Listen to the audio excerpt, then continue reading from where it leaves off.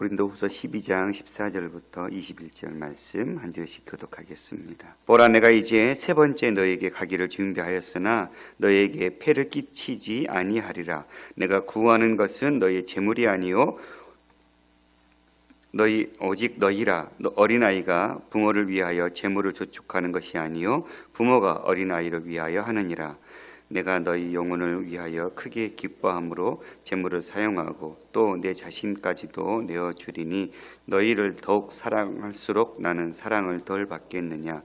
하여간 어떤 이의 말이 내가 너희에게 짐을 지우지는 아니하였을지라도 교활한 자가 되어 너희를 속임수로 취하였다 하니 내가 너희에게 보낸 자 중에 누구로 너희 이득을 취하더냐.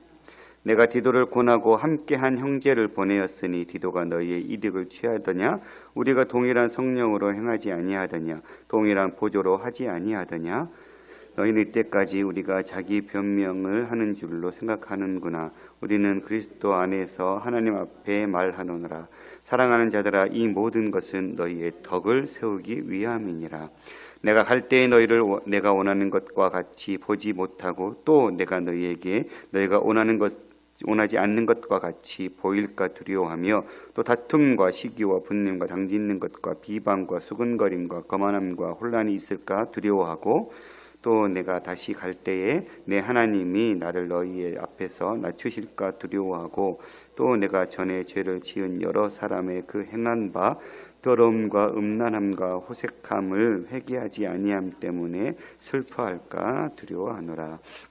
아멘. 오늘 계속해서 바울은 고린도 교회를 염려하는 그 마음으로 연보 헌금을 재정적인 후원을 받지 않았음과 이 모든 2장에서부터 7장에 이르기까지 또 8장 9장 헌금장을 지나서 또 12장에 오르기까지 바울의 개인적인 자신의 이야기들을 변호했던 그 모든 것들이 결국은 나 자신을 변명하고 변호하기 위한 뜻이 아니라 너희를 위함이었다고, 너희 교회의 덕을 세우기 위함이었다고 이야기하고 있는 본문입니다. 14절 보니까 보라, 내가 이제 세 번째 너에게 가기를 준비하였으나 너에게 폐를 끼치지 아니하리라.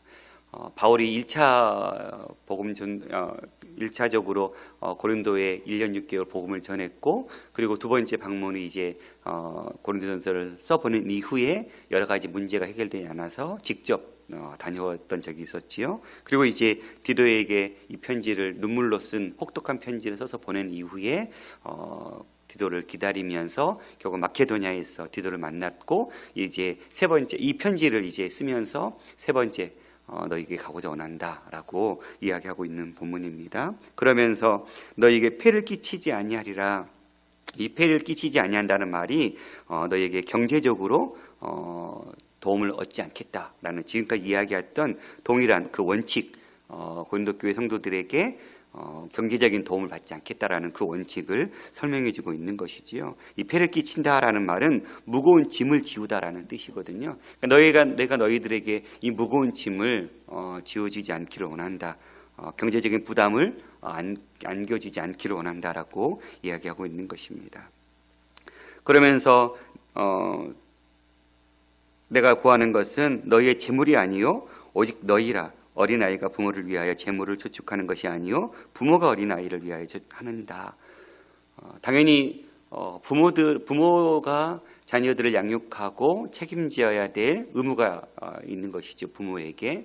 부모가 자식들에게 나를 부양해달라고, 물론 이제 나이가 들고 더 이상 어떻게 할 수 없는 상황의 부모라면 그렇게 자식들을 통해서 부양을 받을 수도 있겠지만, 기본적으로 부모는 자식이 부모보다는 부모가 자식을 위하고 그들의 경제적인 걸 책임져주고 뿐만 아니라 그들의 삶을 보호하고 책임져주는 것이 부모의 역할이죠. 마치 바울은 지금 내가 부모로서, 내가 아버지로서 자식과 같은 고린도 교회 성도들 너희들을 내가 그렇게 부모의 심정으로 그렇게 돌봤고 내가 함께 했다라는 것입니다. 나는 너희의 덕을 세우기 위함이고 너희의 믿음을 세우기 위한 그 일에 내가 너희에게 경제적인 도움을 받지 않는 것이 훨씬 더 너희의 믿음을 세우고 교회를 덕스럽게 하는 일에 옳겠다라고 판단했고, 그 판단의 근거에서 바울은 경제적인 여러 가지 재물들을 얻지 않기를 결정했고, 그렇게 지금까지 사역했고 세 번째 방문하려고 하는 이 순간에도 나는 이 선교의 원칙은 변함없다. 이것을 밝히고 있는 것입니다. 왜 그렇게 바울이 이 이야기를 할 수밖에 없었을까요? 아마 바울이 세웠던 고린도 교회 성도들 안에 지금 침투해 있는 거짓 선생들이 바울이 너희에게 제물을 받지 않는 이유는 너희를 사랑하지 않았으다. 이런 거짓된 말들을 늘어놓았기 때문이겠죠. 그리고 그 말들에게 고린도 교회 성도들이 정말 그런가? 하고 넘어갔기 때문에 이 문제들을 지금 바울은 이야기하지 않을 수 없었을 것입니다. 바울이 원하는 것은 물질이 아니라 너희의 마음이다. 너희다. 너희 자신이다라고. 그러니까 바울은 고린도 교회 성도들에게 나는 너희와 함께 사랑의 교제를 나누기 원하고 너희 자체, 너희 그 본 모습 속에서 나는 사랑하는 그 관계 속의 유지를 감당하기 원한다. 마치 하나님께서 우리에게 내가 너희에게 들고 있는 축복의 보따리를 너가 바라보지 말고 너가 나를 좀 바라봐라. 이런 마음 아닐까요? 고린도 교회 성도들이 그저 바울 한 사람을 바라보고 그와 함께 그가 전해줬던 하나님의 말씀을 나누고 배우고 그 관계성을 유지하기를 원하는데 성도들은 그런 마음이 없다라는 거예요.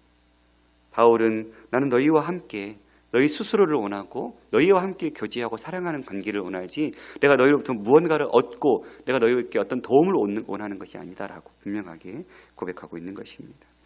내가 너희 영혼을 위하여 크게 기뻐함으로 재물을 사용하고 또 내 자신까지도 내어주리니 너희를 더욱 사랑할수록 나는 사랑을 덜 받겠느냐. 내가 너희를 위해서 재물을 사용했고 뿐만 아니라 바울은 목숨을 바치면서까지 그 생명을 아끼지 않고 드리는 그 헌신으로 바울은 고린도 교회 성도들을 사랑했습니다. 그렇게 뜨겁게 사랑했는데 그렇게 사랑할수록 내가 너희들에게 사랑을 덜 받는 조건이 돼버리는 것이냐라고 반문하고 있는 것이죠.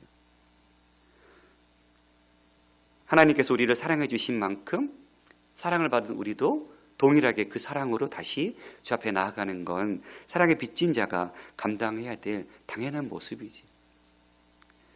사랑을 받는 건 참 행복한 일 같아요. 그런데 늘 받기만 하면 그 사람의 성장이 있을 수 있을까요? 그리고 진짜 그 사람이 그 사랑을 받았다라고 이야기할 수 있을까요? 하나님부터 그 사랑을 받았다면 그 갚을 수 없는 사랑을 받은 자는 동일하게 그 은혜를 받음으로 인해서 이제 다른 누군가에게 그 받은 사랑을 흘려보내주는 것이 우리 그리스도인의 삶 같아요. 우리는 축복의 통로지요. 내 안에서 주님 주신 사랑이 가득 채워져 있지만 그것이 흘러갈 수 있는 통로가 없다면 썩을 수밖에 없고 고일 수밖에 없고 결국은 우리 스스로도 삶이 피폐해질 수밖에 없는 것 같아요. 받은 만큼 또한 베풀며 살아가는 삶. 주님께서 우리를 사랑해 주신 만큼 우리도 하나님을 사랑하는 삶. 그것이 하나님 우리를 선택하고 우리를 통해서 아버지와 자녀의 그 삶으로 서로 소통하기를 원하시는 아버지의 마음이시겠죠. 그러니 우리가 우리를 사랑해 주신 만큼 우리도 주님을 사랑하는 관계. 교육자와 성도가 그런 관계 속에서 하나 될 때 정말 엄청난 시너지가 폭발력 있게 세워지겠죠. 그래서 주님 주신 여러 가지 사역들을 교회가 또 힘있게 정말 감당할 수 있는 그런 힘들이 생겨나갈 것입니다. 그렇게 서로가 서로를 사랑해주는 관계들. 저는 지속적으로 이러한 관계들이 더욱 풍성해지는 뿐만 아니라 성도와 성도 사이에도 이 사랑의 관계들이 끈끈하게 맺어지는 공동체가 세워질 때 주께서 우리 교회 공동체를 통해서 하시고자 하시는 그 일들을 능력 있게 감당할 수 있게 될 수 있을 줄 믿습니다. 하여간 어떤 이 말이 내가 너희에게 짐을 지우지는 아니하였을지라도 교활한 자가 되어 너희를 속임수로 취하였다니. 이건 지금 거짓 선생들이 하고 있던 말이죠. 야, 바울이 너희들에게 경제지금 도움을 받지 않았다고? 야, 지금 너희들에게 헌금 걷어간 거, 그 헌금 걷어가지고 예루살렘 교회 보내려고 하는 것이 아니라 자기가 쓰려고 하는 거 아니야? 지금까지 경제적인 도움을 받지 않았는데 이제 한탕으로 한 번에 지금까지 받지 않은 것까지 다 몰아가지고 그 받으려고 하는 거 아니냐? 이런 말도 안 되는 중상모략을 펼쳤던 것이죠. 정말 무서운 한치의 혀가 사람을 죽일 수 있는, 팩트의 확인도 없이, 또 그 말을 들은 자들도 그 말을 정말 진짜인지 아닌지 확인하지도 않고, 바울 입장에서 얼마나 억울했을까요? 고린도서를 묵상을 할 때마다 바울의 마음이 너무너무 느껴져서, 어떤 이의 말이 내가 너희에게 짐을 지우진 아니하였을지라도 교활한 자가 되어 너희를 속임수로 취하였다. 아버지의 마음으로 그렇게 자식을 사랑하는 그 심정으로 모든 것을 다 쏟아 부었는데 교활한 자가 되어 너희를 속임수로 취하려 한다라는 이런 말도 안 되는 거짓 말 앞에 성도들이 넘어가서 바울을 교활한 자로 그 눈빛으로 바라보고 있는 성도들을 보았던 바울의 심정은 어땠을까요? 그러면서 내가 너에게 보낸 자 중에 누구로 너희의 이득을 취하더냐. 이제 디도편을 통해서 너희가 1년 전에 헌금하려고 작정했던 것, 이거 바울이 권면했던 거 아니에요. 스스로 고린도 교회 성도들이 작정한 거였어요. 예루살렘 교회 성도들을 위해서 우리가 연보하자. 그래서 좋다, 너무 좋은 일이다 하고 바울도 인정했던 것이죠. 바울이 먼저 제시한 것이 아니었어요. 고린도 교회 성도들이 자원하는 마음으로 이 일들을 했던 것이었고, 그래서 그것을 완성하기 위해서 디도와 함께 이 일을 완수할 자를 보냈었죠. 그런데 그 보낸 자 중에 누구로 너희의 이득을 취하더냐. 내가 디도를 권하고 함께한 형제를 보내었으니 디도가 너희의 이득을 취하더냐? 우리가 동일한 성령으로 행하지 아니하더냐? 동일한 보조로 하지 아니하더냐? 세 번역은 이렇게 번역했어요. 내가 여러분에게 보낸 사람들 가운데 누구를 통해서 여러분을 착취한 일이 있습니까? 내가 디도에게 여러분에게 가라고 권하였고 또 그와 함께한 형제 한 사람을 보냈는데 디도가 여러분을 착취한 일이 있습니까? 디도와 내가 같은 정신으로 행하고 같은 방식으로 살지 않았다는 말입니까? 디도는 고린도 교회 성도들에게 굉장히 존경받는 인물 중에 하나였습니다. 그런 디도를 바울이 보냈고, 그 디도는 고린도 교회 성도들 가운데 정말 성실하게 그 사명을 감당했죠. 그렇게 충실한 자가 너희들 앞에 부끄러움 없이 사역했던 것처럼 나도, 그 디도를 보낸 나도 동일하지 않겠느냐. 내가 어떻게 다른 사람들 시켜서 재물을 내가 취하기 위한 이 거짓된 일들을 행하였겠느냐. 나의 진심을 너희들이 볼 줄 알아야 된다. 그 간곡한 마음을 이야기하고 있는 것이죠.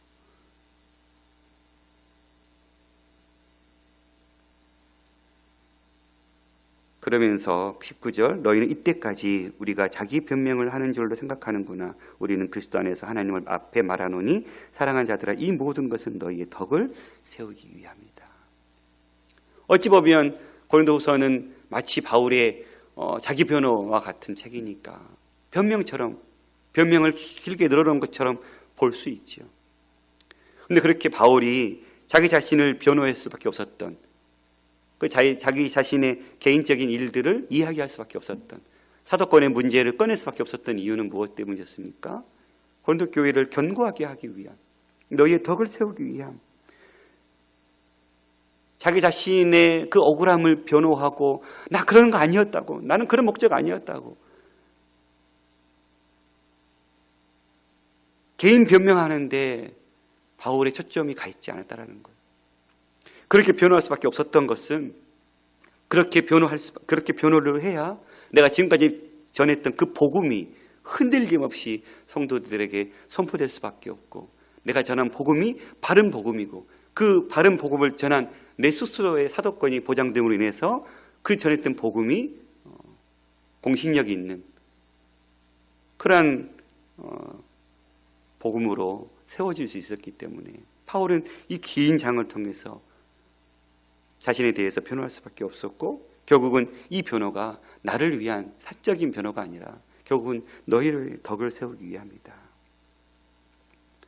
우리가 교회 안에서 어떤 일을 감당하든지 간에 상대방의 덕을 세우는 그 목적이 가장 그 표면적으로 세워져야 될 것입니다.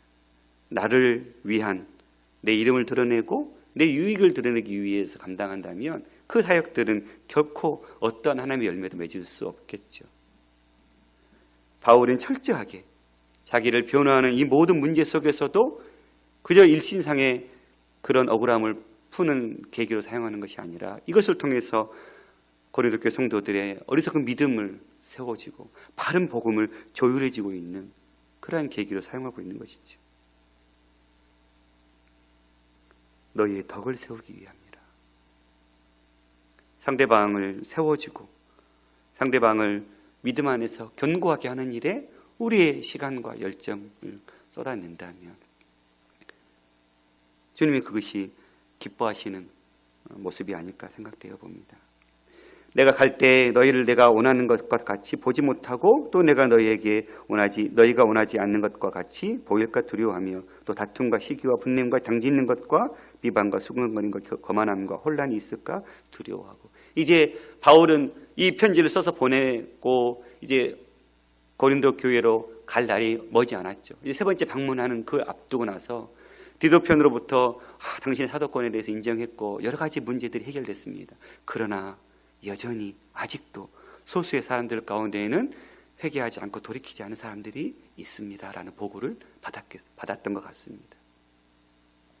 그래서 자기가 갔을 때 이 모든 것이 다 해결돼서 더 이상 지금 바울이 이야기했던 여러 가지 그랬던 모습들이 다 해결되고 서로가 서로에게 그런 좋지 않은 감정들, 오해의 모든 것들이 다 풀려지고 얼굴과 얼굴을 기쁨을 대면하기를 원하는데 그렇지 않게 될 것에 대해서 두려워하고 있는 거예요. 바울이 원하는 것, 그리고 그들이 원하는 것, 그렇게 서로 영적인 아버지로서 또 정말 복음을 통해서 낳은 자식으로서 그 관계가 온전히 회복되지 않는 상태에서 서로 또 두 번째 방문처럼 엄청난 상처를 서로가 주고받고 돌아올까 두려워하는 마음이 여전히. 그러니까 참 바울의 인간적인 모습인 것 같아요. 그러니까 두 번째 방문이 얼마나 힘들었는지를 짐작해 볼 수 있는 것이죠. 직접 가서 이 문제를 해결하려고 했지만 해결하지 못하고 돌아서야만 했던 그 선교사의 마음, 그 다시 이제 그곳으로 돌아가려고 할 때 많은 문제가 해결되었지만 여전히 아직 남아있는 이 소식들을 듣고 가야 되는 입장에서 또다시 성도들에게 혹독한 말로 훈계하게 되고 그것에 인해서 또 성도들이 상처받고 이런 일이 일어나면 안 되는데 너희가 내가 가기 전에 이 문제가 해결되기를 원한다. 21절에도 내가 다시 갈 때 내 하나님이 나를 너희 앞에서 낮추실까 두려워하고, 이거는 단순히 낮추심의 의미가 아니라 두 번째 방문과 같은 그런 일들이 또다시 벌어질까 염려하는 마음인 것이죠. 또 내가 전에 죄지은 여러 사람의 그 행한 바 더러움과 음란과 호색함을 회개하지 아니함 때문에 슬퍼할까. 이미 고린도전서에서 바울은 이런 자들을 너희들이 치리할 것을 이야기했죠. 근데 여전히 이 문제가 지금 깨끗하게 클리어하게 해결되지 않는 거예요. 이 모든 문제들이 내가 가기 전까지 다 해결되어서 정말 얼굴과 얼굴을 기쁨으로 만나기를 원한다. 이렇게 지금 마지막 이야기를 쓰고 있는 것이죠. 아마 이 편지를 받아들였던 아직 마음이 바뀌지 않고 아직 자신들의 죄가 무엇인지 깨닫지 못했던 자들은 또다시 이 편지를 통해서 내가 이걸 빨리 돌이키고 이 거짓된 마음들을 앞에서 내가 돌아서야 되는구나. 내 이 죄악들 앞에서 돌아서야 되겠다. 이러한 도전을 얻을 수 있었겠죠. 사람이 참 쉽게 바뀌지 않는 것 같아요. 그렇게 누군가가 나에게 정말 좋은 조언을 해주고 충언을 해줬을 때 그것을 받아들여서 그렇구나, 내가 이것이 부족하구나, 내 안에 이 다툼, 시기, 분냄, 당짓는 것, 비방, 수군거림, 거만함, 혼란이 너무 많구나 깨달아야 되는데 우리 인간이 참 그렇지 못한 것 같아요. 최근에 가끔씩 보는 프로그램 하나가 이렇게 그 강아지들, 강형욱 그 훈련사가 이렇게 조련하는 그런 그걸 좀 가끔씩 봐요. 우리 아이들이 자꾸 막 강아지를 키우고 싶다고 막 그래가지고 같이 막 봤었거든요. 근데 너무 신기한 건 그렇게 폭력적이고 정말 문제가 많아 보였던 그 개들이 그 훈련사의 그 작은 훈련에 바뀌어가는 거예요. 그러니까 다 그 주인들이 깜짝깜짝 놀라죠. 사람을 물기도 하고 짖기도 하고 여러 가지 참 힘들게 했던 개들이 그 순간에 그 작은 몇 가지 행동만 바꿔주고 읽어줬더니 바뀌는 거예요. 왜 바뀔까? 곰곰이 혼자 생각해 보면서 그냥 혼자 내린 결론은 동물은 본성에 따라서 그러는 걸까? 우리 사람은 본성이 아니라 우리 안에 이 자아로 움직이는 존재라서, 동물은 본성이라서 그 본성만 자꾸 딱 원래 그 바른 것만 바꿔주면 그 본성에 따라 움직여서 이게 한 번에 바뀌어지나? 근데 우리 사람처럼 나를 봐도 안 바뀌는 것 같아요. 정말 바뀌기까지 시간이 너무너무 오래 걸리는 것 같아요. 또 바뀌었다고 생각했는데 또 어느샌가 다시 옛 모습이 내 안에 있는 걸 보면 참 복음으로 우리가 그리스도인답게 변한다는 것이 참 쉬운 일은 아닌 것 같아요. 그러나 반드시 포기하지 않아야 해요. 우리는 주님 앞에 우리에게 주어진 그 믿음의 경주를 끝까지 다 달릴 때까지 우리는 늘 변해야 되고, 말씀 앞에서 우리의 삶을 돌이켜 봐야 하고, 하루하루가 하나님 앞에서 말씀의 열매를 맺는 삶으로 살아가기 위해서 내 안에 버려야 될 것들 철저하게 버리며 사는 삶, 그 삶을 우리는 끝까지 믿음의 경주를 다한 그때까지 살아야 되는 존재이기 때문에 바뀔 만큼 바뀌었어, 이제 난 충분해가 아니라 늘 말씀을 비춰보고 또 내가 변할 건 뭐가 있을까?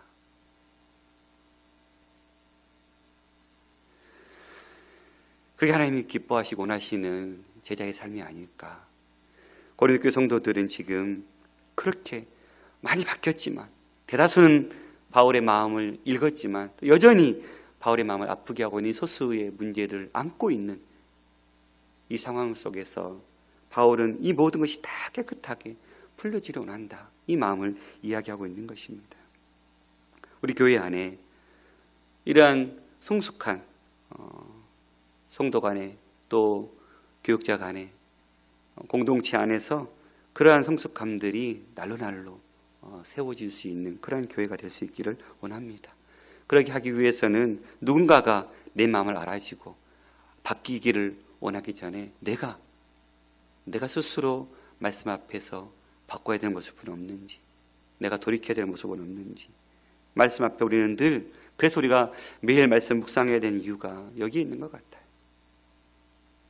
말씀을 앞에 묵상하면서 내 모습에는 이러한 자들의 모습이 없는지를 보게 되고, 그것이 내 안에 있음을 발견하고 그것 때문에 가슴 아파하고 그것을 붙들고 눈물로 기도하는 이 삶이 우리 가운데 지속적으로 반복적으로 세워질 때, 우리가 주님을 다시 만나고 대면했을 때 정말 착하고 충성된 종이라고 칭찬받을 수 있는, 마치 바울이 고린도 교회 성도를 다시 만나기를 지금 고대하고 있는 것처럼 우리 주님이 우리를 그렇게 다시 만나기를 고대하고 있지 않으실까요? 그렇게 다시 만났을 때 주님의 마음을 시원케 해드릴 수 있는 사람, 그런 한 사람의 예배자가 우리 모두가 될 수 있기를, 그래야 해서 우리를 통해서 하나님의 복음이 힘있게 증거되어지고 전달되어지는 그러한 공동체가 될 수 있기를, 그 일에 다른 누군가가 아니라 내가 변하고 내가 바뀌고,